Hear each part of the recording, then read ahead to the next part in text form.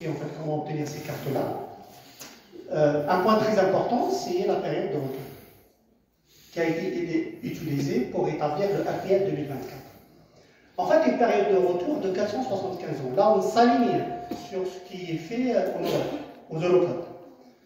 Alors maintenant, concrètement, c'est quoi 475 ans? Ça veut dire quoi une période de retour? Ça ne veut pas dire que le séisme va revenir en 475 ans, ça c'est faux.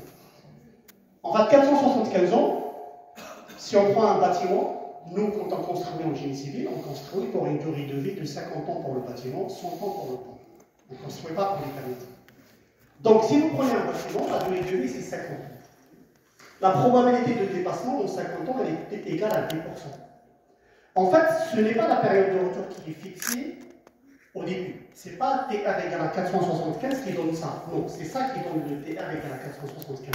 C'est-à-dire que les autorités publiques disent qu'on admet, par exemple, Atimotion, l'accélération maximale c'est 0,25 G, c'est ça? Donc ça veut dire quoi? Ça veut dire qu'à Atimotion, on va accepter qu'il y a une probabilité de dépasser 0,25 G pendant 50 ans, la probabilité est de 10%. Dans 90% des cas, on est tranquille. Mais il y a une probabilité de 10%. Ça, c'est l'autorité publique qui fixe ces probabilités. Il y a en Europe, pourtant c'est les Eurocodes, il y a certains pays qui acceptent une probabilité plus de 20%. Ça donne, avec l'équation, ça donne une période de retour de 475 ans. Alors, dans le RPF 2024, quand on commence avec les objectifs. M. Zedraz a déjà évoqué ça. En fait, on fait deux vérifications. L'objectif principal du RPA, c'est quoi? C'est le non-effondrement. Il faut que le bâtiment que vous construisez, enfin, ce que vous allez concevoir, il ne faut pas qu'il s'effondre. Ça, c'est ce qu'on appelle, nous, l'état limite ultime.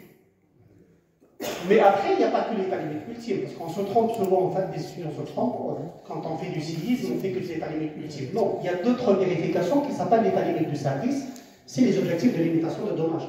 Quand vous vérifiez que vos déplacements inter-étages doivent respecter une valeur, là, ça s'appelle de l'état limite de service.